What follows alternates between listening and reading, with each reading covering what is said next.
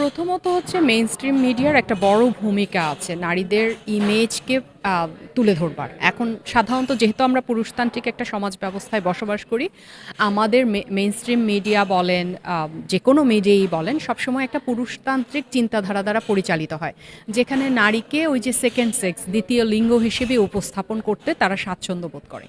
এই জায়গাটায় নারী যতক্ষণ পর্যন্ত নিজেকে আবার তার আইডেন্টিটিকে নিজ থেকে ডিকনস্ট্রাক্ট করে সামনের দিকে না নিয়ে আসবে, পুরুষতান্ত্রিক রাজনীতি কিন্তু নারীকে সেই জায়গাটা দেবে না। এই জন্য নারীকেই না এগিয়ে আসতে হবে, নারীর এই অবস্থান বলেন, আইডেন্টিটি বলেন, পরিচিতি নির্মাণ বলেন, সেই রাজনীতিতে যুক্ত হয়ে নিজেকে স্বমহিমায় উদ্যোগে সামনে এগিয়ে আসতে হবে। কেউ কাউকে আসলে জায়গা দেয় না। ফলে পুরুষতান্ত্রিক সমাজ ব্যবস্থায় মেইনস্ট্রিম মিডিয়া বলেন বা আর্ট ফিল্ম বলেন, যেখানেই বলেন নারীকে জায়গা দিবে এরকম ভাবার কোনো কারণ নেই। নারীকেই তার জায়গা তৈরি করে নিতে হবে, এবং এই জায়গাটা কেবলমাত্র অভিনয় বা অন স্ক্রিনে যা দেখা যাচ্ছে তা না, ক্যামেরার পেছনের শক্তি হিসেবেও নারীকে সামনে আসতে হবে। যেমন এডিটর হতে পারে, একজন প্রডিউসার হতে পারে, ডিরেক্টর হতে পারে, ইভেন স্পট বয় যে আমরা বলি, সেই জায়গাগুলোতে লাইটিং, ক্যামেরা, টেকনোলজিক্যাল গ্রাউন্ডেও নারীকে অনেক এগিয়ে আসতে হবে। নারী যত টেকনোলজিক্যাল গ্রাউন্ডে যত ভালো করবে, জায়গা পাবে, ততই কিন্তু সে মেইনস্ট্রিম মিডিয়ায় জায়গা করে নেবে। এটা একটা বড় ধরনের strategy women need to employ actually to get the identity, to get the space within the mainstream media. Art film শুধু আমাদের দেশে না, পার্শ্ববর্তী দেশেও দেখা যায় যে যারা মেইন স্ট্রিম চলচ্চিত্রে কাজ করে তারা কিন্তু আর্ট ফিল্মে কাজ করতে চায় না। তারা মানে এটা সম্ভবত আমাদের উপমহাদেশের একটা ধারণা, আর্ট ফিল্ম মানেই হচ্ছে একটু যারা সেভাবে মেইন স্ট্রিম মিডিয়াতে খুব পরিচিত না তাদেরকে দিয়েই করাতে হবে, বা মেইন স্ট্রিম মিডিয়া যারা মানি মেকিংয়ের সাথে খুব বেশি জড়িত, কারণ আর্ট ফিল্মের বাজেট কিন্তু খুব বেশি হয় না। ফলে ধরেন খুব বড় ধরনের যারা এ গ্রেডের শিল্পী বা যারা খুব বেশি মানে মানি মেকিংয়ের সাথে জড়িত ফিল্মগুলোর সাথে যুক্ত থাকে, তারা খুব সহজে আর্ট ফিল্মে আসবে না।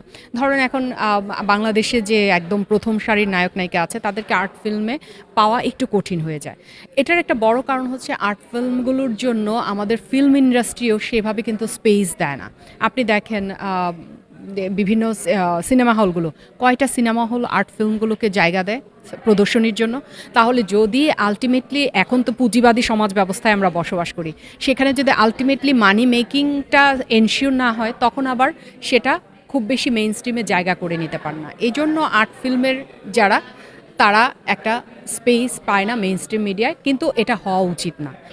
নারীর যে ইমেজ, সেই ইমেজ আমাদের সমাজ তৈরি করে। ধরেন ছোটোবেলা থেকেই দু বোন আছে, আপনি দেখবেন আত্মীয় স্বজন থেকে শুরু করে, বাবা মা থেকে শুরু করে আত্মীয় স্বজন, সমাজ, স্কুল, কলেজ, দুই বোনের মধ্যে একজন যদি একটু গায়ের রং তার চেয়ে ভালো হয়ে, মানে উজ্জ্বল হয়ে থাকে, তাহলে দেখা যায় তাকে সুন্দরী বলছে, আরেক বোনকে কিন্তু ছোট করে কথা বলছে বা একটু তাকে হেয় প্রতিপন্ন করছে। এই যে সমাজ সারাক্ষণ চিন্তা ভাবনা করে সুন্দরের সাথে, মানে সুন্দর বলতেই ফর্সা বা দেখতে ভালো বা এই ধরনের ধারণাগুলো একেবারে উইদিন দ্য কোর্ট, এই ধরনের ডিসকোর্সগুলো প্রচলন করে, এগুলো একটা নারীকে আসলে মানসিকভাবে হীনমন্যতা বোধের জায়গায় নিয়ে যায়।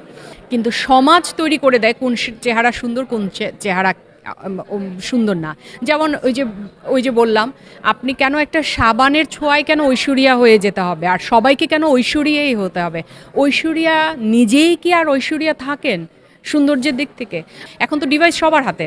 তো একটা ছোট মেয়ে বাচ্চা যখন এগুলো দেখে বড় হচ্ছে, যে তার আইডেন্টিটি তৈরি হয় আসলে সৌন্দর্য দিয়ে, মেকআপ দিয়ে, তখন তো সে মেধাটাকে গুরুত্ব দেয় না, সে স্কুলের পড়াটাকে গুরুত্ব দিচ্ছে না। এখানে বোধহয় আমাদের চিন্তা করা দরকার যে আসলে মানুষের ব্যক্তি এজেন্সি গড়ে ওঠে তার পার্সোনালিটি দিয়ে, তার কাজ দিয়ে, তার ব্যবহার দিয়ে, এবং সেগুলোর দিকে বেশি গুরুত্ব দেওয়া দরকার।